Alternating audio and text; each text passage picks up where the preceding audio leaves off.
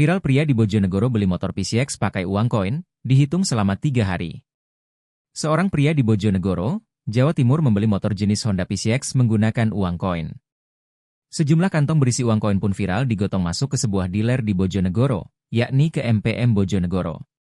Bahkan ada juga uang koin yang dimasukkan ke dalam galon. Pria tersebut bernama Bambang.